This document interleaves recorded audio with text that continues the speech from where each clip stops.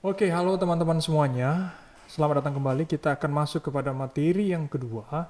Nah, sekarang kita akan mulai menggunakan ya implementasi beberapa fungsi-fungsi yang rasanya memang perlu kita akan gunakan nanti dalam pengolahan data. Oke, teman-teman, kita langsung saja masuk kepada materi kita. Jadi, teman-teman bisa lihat langsung pada layar ini sudah saya buka ya satu buah spreadsheet. Nah, di sini kita akan buatkan dulu satu buah data ya. Jadi teman-teman bisa lihat di sini ada nama murid, contoh ini ya.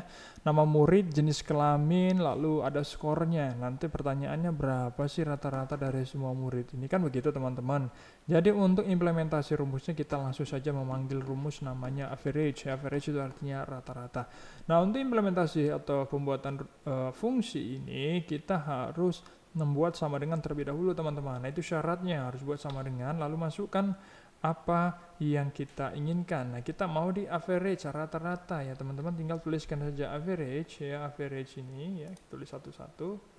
Nah, ini karena dia sudah di tag ya. Oke, setelah average kan kita mau ini isinya ini ada di mana ya, range-nya. Jadi kita mau dari C5 sampai C14 ya. Kita hapus dulu ya, C5 sampai kemarin ya titik 2 C14. Nah, dia akan otomatis menentukan berapa rata-rata dari semuanya.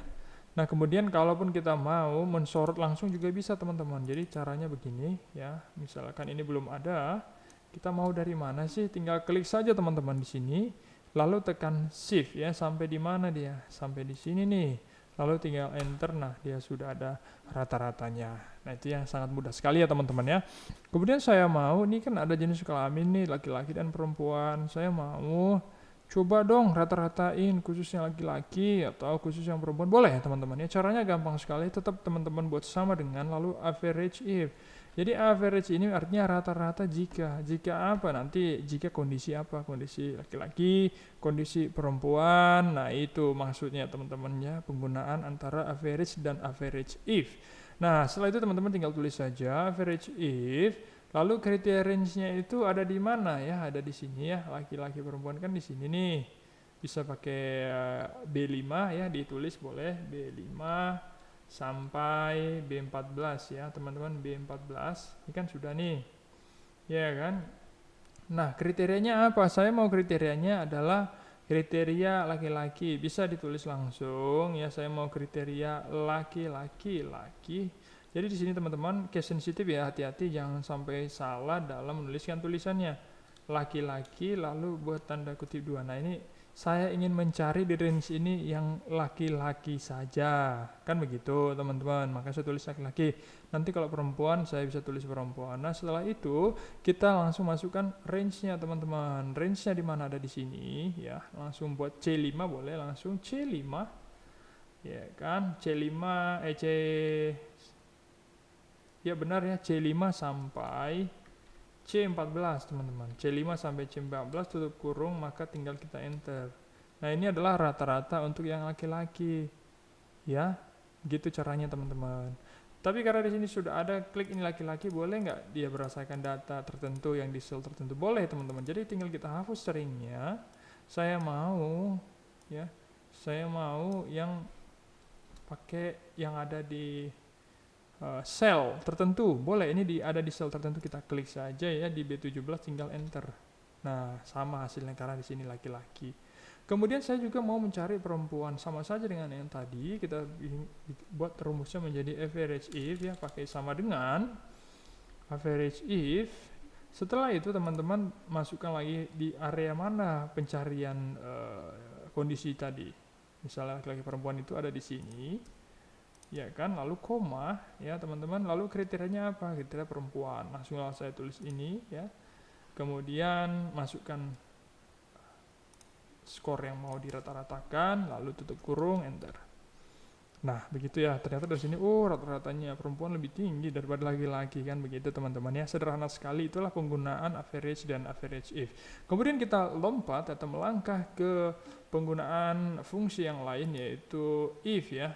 If, baik ya, if bertingkat dan ifs. Nah, di sini teman-teman kita mau ya Ini belum ada nilainya, kita masukkan dulu nilai tertentu sehingga kita bisa olah datanya, ya kita olah datanya sehingga teman-teman bisa langsung menggunakan. Jadi prinsipnya yang ada di penggunaan tentang if ini adalah jika, ya. Jika itu artinya jika sesuatu itu true, ya true, ya nanti hasilnya apa, kalau false apa. Jadi bikin misalnya suatu kondisi misalnya jika hari ini hujan, ya jika hari ini sama dengan hujan, true-nya apa, saya bawa payung. Lalu false-nya saya tidak bawa payung, begitu kira-kira ya teman-teman. Jadi sehingga nanti saat terjadi hujan berarti kita akan bawa payungnya, itu yang akan aktif. Tapi jika tidak hujan maka kita tidak bawa payung, itu yang akan aktif. Nah itu adalah fungsi-fungsi penggunaan daripada if, ya. If ini sangat sering akan muncul, ya teman-teman, sehingga kita harus benar-benar menggunakan atau benar-benar memahami prinsip dasar daripada if tersebut, ya. Daripada if tersebut. Oke, katakanlah kita buat skornya, kita copy aja dari sini, ya. Kita copy nilainya karena kita butuh nilainya di sini, teman-teman. Oke, nah ini sudah ada skornya. Kita mau nilainya berdasarkan yang ada di tabel ini, teman-teman, ya. Yang ada di tabel ini.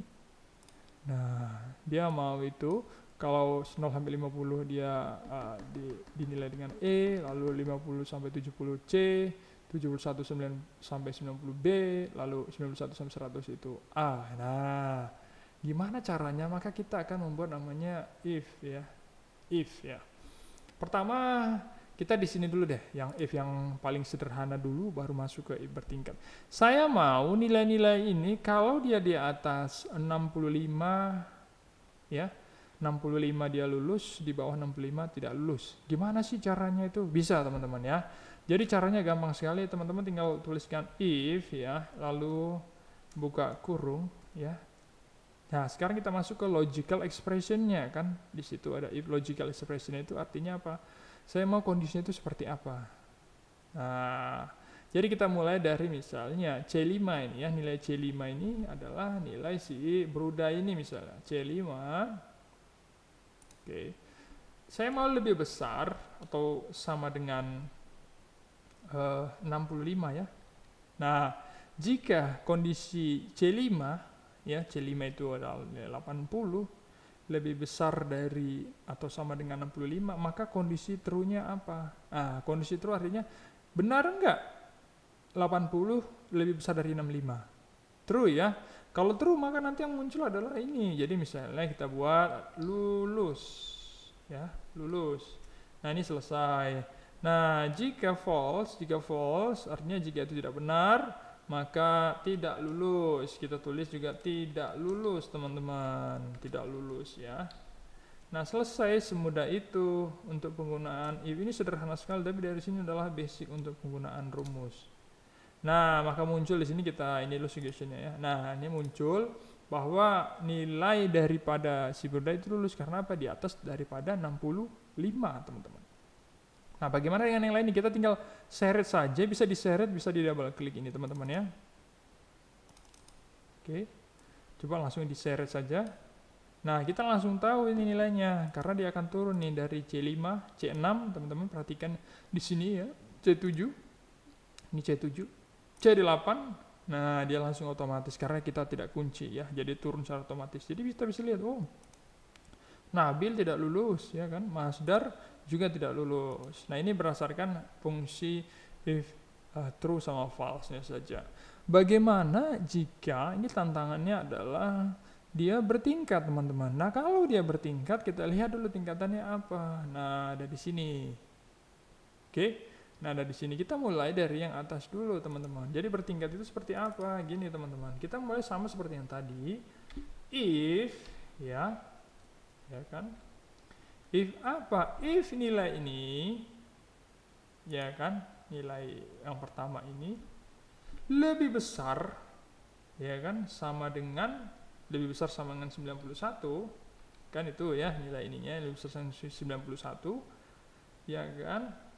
Jika itu true, ya, jika itu benar, jadi kita kasih nilai apa? Ada di sini teman-teman, nilainya adalah A. Oke, dia A. Nah ini kondisi true-nya ini, nilainya A. Nah teman-teman selesai ya. Lalu kita koma, kita masuk false. Nah jika dia di luar daripada itu, maka apa? Maka kita buat cabangan, kita turunkan lagi. Sabar dulu. Di bawah 90, artinya di bawah 90 itu ada lagi kategori yang lain. Oke, kita turunkan lagi. Nah ini di masuk false ini bisa kita cabang-cabangkan begitu sistemnya teman-teman ya. Jadi artinya setelah kita masuk yang A ini tadi, misalnya dia kondisinya false, tapi false-nya gimana dulu gitu kira-kira teman-teman ya. Kebetulan aja yang atas ini masih dia nilainya adalah true karena ini sudah masuk ke false ya, karena dia 80, karena standar untuk A itu adalah 91 sampai 100. Oke, kita langsung tulis saja if ya, kita buka kurung lagi ya. If mana? Sama yang tadi C5 ini lebih besar sama dengan berapa? 71. Nah, 71, maka kita kasih nilai B, teman-teman. Nah, gampang ya. Kita kasih nilai B. Nah, kalau tidak, ya kan? Kalau tidak bagaimana? Kalau tidak, sabar dulu. Karena di bawah 71 ini kan masih ada dua kondisi lagi, jadi kita harus buatkan lagi teman-teman. Maka if ya, buka kurung sama seperti tadi C5 lebih besar ya, lebih besar sama dengan 51 nih ya, 51, maka kita kasih nilai apa? Nilai C aja deh ya, sesuai yang ada di situ teman-teman. Langsung untuk ini C ya. Nah kan udah selesai nih, sudah. Kalau di luar daripada itu tinggal nilai E dong ya kan, di bawahnya kan. Maka kita tinggal tulis aja langsung value-nya, false-nya ada di E. Nah ini sudah kita tutup. Nah, perhatikan untuk pembuatan kurung. Kurung yang dari susun awal itu harus kurung dibuka, harus sama dengan jumlah kurung ditutup. Maka bisa kita lihat di sini teman-teman, ini ada kurungnya 1, 2, 3, ya nanti akan menutup 3. Pertama kurung untuk menutup ini, ya kita kurung 1. Lalu kurung untuk menutup ini, kita kurung 1 lagi. Lalu kurung untuk menutup yang ini, kita tutup 1 lagi. Nah, semuanya sudah komplit, lalu kita tinggal enter teman-teman. Oke. Kita close dulu, maka dia bernilai B. Benar nggak dia bernilai B? Betul, karena nilai 80 itu ada range-nya di sini. Nah, kalau kita untuk menyeret ke bawah tinggal gampang saja teman-teman, tinggal kita buat begini. Nah, itu namanya penggunaan rumus if bertingkat ya. If bertingkat. Kemudian ada juga namanya ifs. Jika banyak ifs ya, banyak ifs. Oh ada juga apanya ifs? Ada juga, dia juga sedikit lebih sederhana, tapi untuk tertentu dia mungkin nggak bisa dipakai, mungkin pakai yang harus bertingkat. Tapi untuk kebutuhan ini bisa juga kita buat alternatif yang lain menggunakan namanya ifs teman-teman. Jadi teman-teman tinggal buat sama dengan, lalu tuliskan saja ifs, lalu buka kurung ya. Nah kondisi pertama nih, kondisi pertama jika B ya, jika nilai ini yang tadi nilai C5 ya lebih besar sama dengan ya kan, sama dengan berapa ya kan, lebih besar dari 91 kan gitu. Kita mau nilainya adalah A ya kan, kita tulis saja langsung nilainya adalah A teman-teman. Jadi tulis di begini ya. Nah ini kan value-nya nanti harusnya bernilai A, koma saya mau juga jika C5 ini lebih besar dari mana? Sama yang tadi, lebih besar dari 71. Lihat yang ada di sini teman-teman ya, 71 lebih besar sama dengan 71. Iya kan? Kita mau kasih nilainya berapa value-nya? Kasih nilai B. Oke. Nah, jika dia lagi lanjut ya kan, A, B sekarang di atas 51 ya.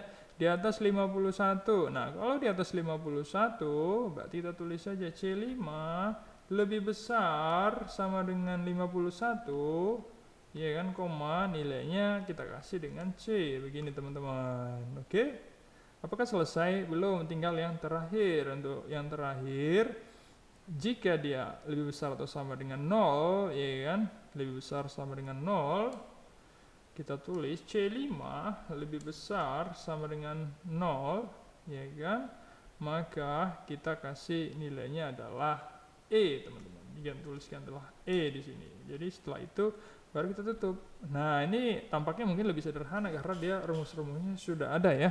Rumus-rumusnya satu baris saja begitu, tidak ada kurung-kurung yang terlalu banyak, tinggal enter saja teman-teman. Nah, kan sama ya.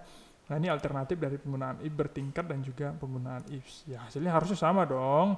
Ya kan, hanya rumusnya saja yang berbeda ya. Hanya rumusnya saja yang berbeda. Ini kenapa ada E ini?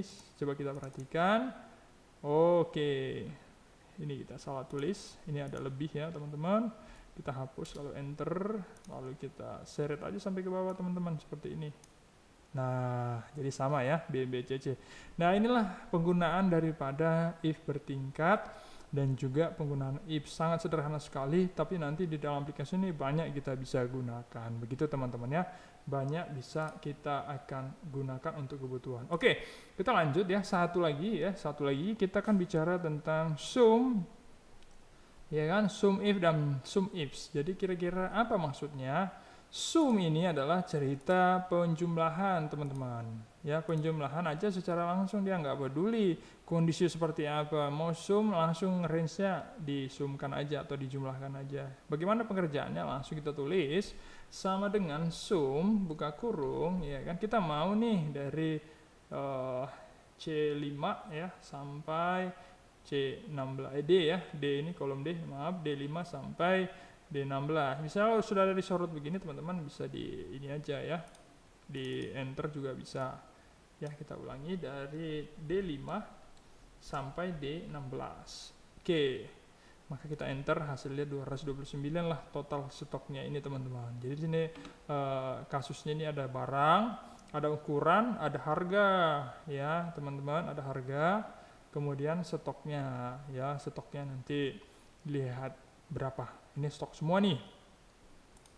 Nah, kemudian saya mau ini aja contoh ya, saya mau yang sampo saja, boleh nggak? Boleh, teman-teman. Namanya penjumlahan if atau sum if. Jadi caranya gampang sekali. Nah, kita bisa hapus dulu ya. Kita tulis sama dengan sum if, ya kan, buka kurung ya. Range untuk di daerah sampo itu di mana? Nah, ini nih, sampo, sabun, semua ada di sini. Kita klikkan saja, ya kan, koma.